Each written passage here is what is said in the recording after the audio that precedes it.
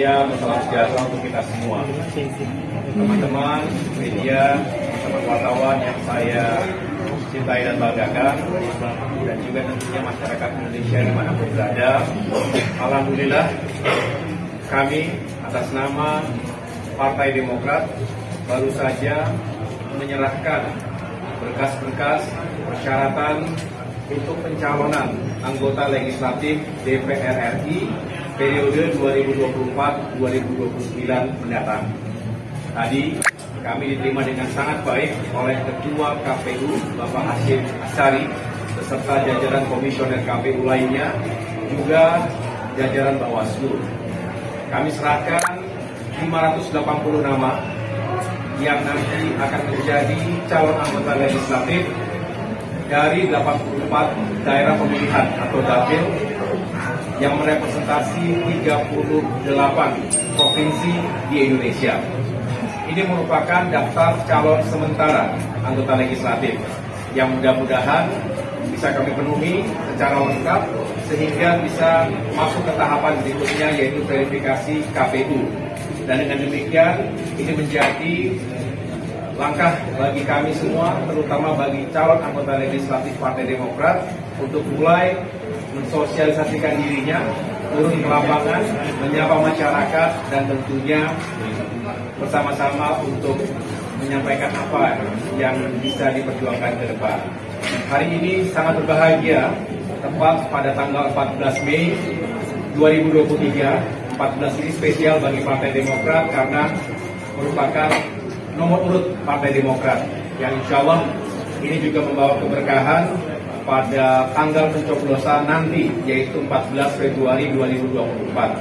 Dengan demikian, saya hanya ingin melaporkan kepada masyarakat dimanapun berada bahwa kami dengan rendah hati mohon izin, mohon doa restu dari masyarakat Indonesia, saudara-saudara kami dimanapun berada, bahwa kami ingin mengikuti sebuah kontestasi, yaitu pemilihan anggota legislatif baik untuk DPR RI, DPRD provinsi maupun kabupaten kota.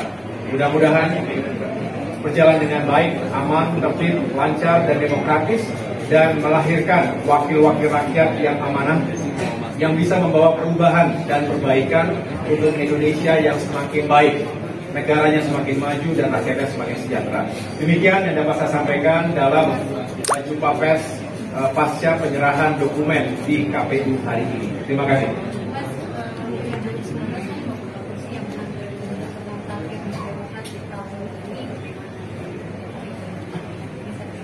Baik, terima kasih. Benar, pada tahun 2019 yang lalu, kami mendapatkan atau memperoleh 54 kursi DPR RI.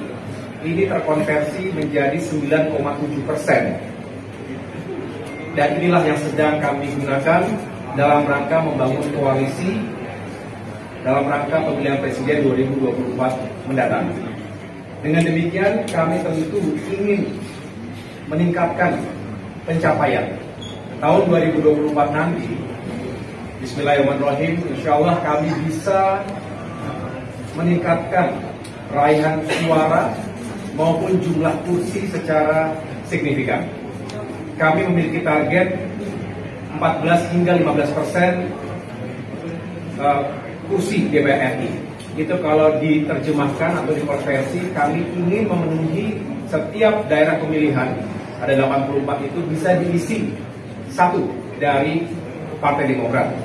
Dan tentunya kita juga tahu ada sejumlah daerah pemilihan yang insya Allah potensial bagi Partai Demokrat untuk menambah jumlah kursinya. Dengan demikian mudah-mudahan tidak berlebihan jika kami menargetkan 15% raihan kursi DPR RI. Ini membutuhkan kerja keras dari 54 menuju 85 misalnya. Itu tentu bukanlah pekerjaan yang mudah, tapi kami punya optimisme dan keyakinan. Setiap saat kami berusaha juga untuk terus turun ke lapangan. Di sana sini kami juga semakin menyerap aspirasi, termasuk mendengarkan semangat perubahan dan perbaikan di berbagai daerah. Itulah yang menjadi penyemangat kami bagi Demokrat untuk semakin sukses dalam pemilihan anggota legislatif mendatang. Secara soal koalisi, nama Pak Ahy terus disebut sebagai wakil gimana? Apakah ada pembahasan baru? Ya, hari ini Partai Demokrat berada dalam sebuah koalisi perubahan dan bersama dengan Partai PKS dan Nasdem, kami terus membangun komunikasi yang semakin intensif. Harapannya minggu-minggu ke depan, bulan-bulan ke depan ini, tiga partai ini semakin solid. Tentu bukan hanya sekedar bertemu atau sekedar bertukar pikiran, tetapi sudah semakin progresif untuk mempersiapkan strategi pemenangan yang juga efektif. Karena kami tidak hanya ingin berkoalisi, tidak hanya ingin berlayar, kami ingin bisa berlayar dan menang. Dengan demikian, tentu saat ini tahapannya adalah masing-masing partai, ketiga partai ini telah menandatangani piagam kesepakatan. Dan poin yang paling penting adalah selain menominasi Saudara Anies Baswedan sebagai bakal calon presiden, tapi juga menyerahkan kewenangan kepada bakal calon presiden kami tersebut untuk pada saatnya menentukan, memilih calon wakil presidennya. Tentu setelah memenuhi sejumlah kriteria yang tertera dalam piagam tersebut, di antaranya tentu yang memiliki kans kemenangan terbesar, yang bisa menjadi satu pasangan yang solid duit tunggal, karena kita benar-benar ingin bisa sukses baik dalam pemilu maupun insya Allah jika terpilih menjadi pasangan dalam memimpin pemerintahan ke depan. Kalau ada yang mengangkat ataupun memasang-masangkan dalam simulasi-simulasi termasuk memasukkan nama AHY di situ, tentu saya pikir adalah sebuah dinamika dan sebuah logika dalam mencari pasangan-pasangan yang paling mungkin dan paling baik. Saya hanya ingin meyakinkan bahwa sekali lagi Partai Demokrat ini punya tujuan besar. Kami ingin menjadi bagian dalam gerakan besar perubahan, dan untuk itu kami ingin meyakinkan bukan hanya sekedar mencari atau bagi-bagi kekuasaan nanti 2024, tapi benar-benar bisa merealisasikan perubahan tersebut. Mas Agus, jadi Mas ada dua pertanyaan Mas. Yang pertama ini soal memang napi koruptor itu kan ex-koruptor itu tidak dijegal gitu ya Mas untuk maju ke kontestasi pileg 2024. Tapi apakah itu menjadi variabel pertimbangan untuk Partai Demokrat dari daftar bacalek yang diajukan pada hari ini? Kemudian yang kedua, kira-kira siapa saja Mas nama-nama terkenal yang akan diajukan Partai Demokrat? Apakah mungkin Mas Ahy akan turun gunung ke Senayan, atau mungkin Mas Ibas, atau mungkin Pak Sekjen kembali ke Senayan? Boleh Mas? Iya, terima kasih. Partai Demokrat tertib aturan, insya Allah kami pasti akan menepati ataupun mengikuti aturan yang berlaku, konstitusi yang berlaku. Kami juga punya fakta integritas, kami juga memiliki etika, tapi juga kami memiliki strategi. Tujuan besarnya adalah bisa memenangkan kursi di tiap-tiap dapil. Kami yakin bahwa caleg-caleg yang saat ini sudah kami persiapkan, ini juga bisa menyumbangkan suara dengan baik. Kami juga membaca rekam jejak dan juga benar-benar melakukan pertimbangan-pertimbangan yang matang. Sudah kami konsultasikan juga dalam berbagai forum, kami konsultasi berdiskusi dengan jajaran di daerah, tapi juga kami berkonsultasi pada tataran majelis tinggi partai. Artinya prosesnya prudent, transparan, terbuka, dan ini berlaku di setiap tingkatan. Mudah-mudahan dengan sistem dan mekanisme seperti ini, kami benar-benar berharap bahwa caleg-caleg yang kami perjuangkan ini bisa memenuhi harapan dari masyarakat. Dan tentu sekali lagi yang menjunjung tinggi aturan dan konstitusi yang berlaku saat ini.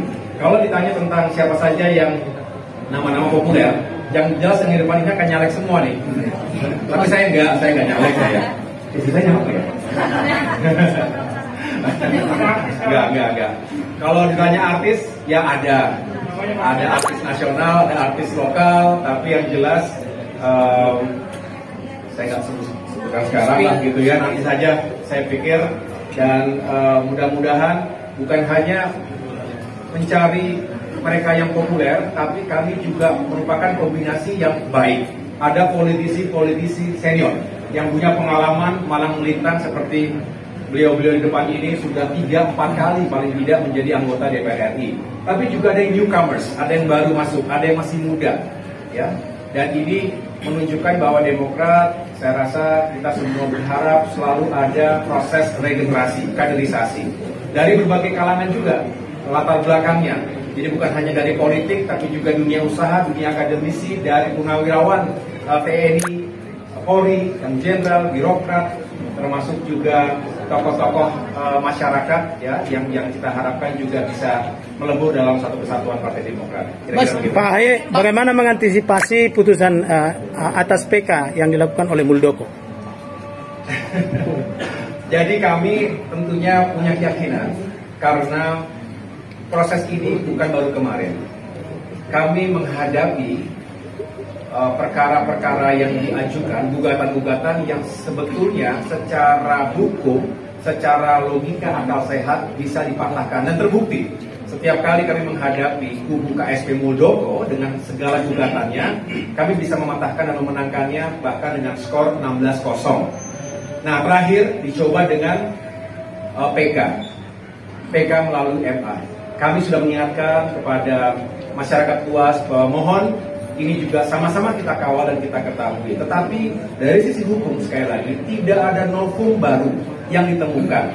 Artinya tidak ada celah sedikit pun bagi KSP Muldoko dan kubunya untuk bisa menang dalam PK tersebut. Inilah yang menjadi keyakinan kami. Tapi sekali lagi kami hanya bisa secara rendah hati mengajak masyarakat Indonesia, tentu melalui teman-teman media juga, bahwa mari tolong sama-sama kita ikuti. Bagaimanapun bukan status Demokrat yang kita pertanyakan di sini, tetapi bagaimana demokrasi kita jika setelah sekian lama, sekian panjang proses hukum yang dijalankan dan semuanya bisa kita menangkan, kok tiba-tiba bisa berharap di PK-nya kemudian kelompok KSP Muldoko yang dimenangkan. Jadi inilah sebetulnya duduk perkaranya. Kalau itu yang terjadi, artinya demokrasi kita mundur dan hancur. Saya hanya ingin mengatakan di sini bahwa kami tidak terganggu sama sekali. Kami tetap fokus pada penyiapan caleg-caleg yang potensial, yang insya Allah bisa menyumbangkan suara dan kursinya secara signifikan untuk kemajuan Partai Demokrat ke depan. Mas Ibas maju dari dapil mana, Mas?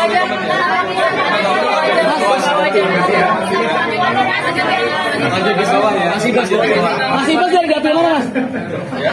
Dari dapil mana, Mas? Sudah dari dapil Jatim 7 kan? Jatim 7. Keterwakilan perempuan berapa nih?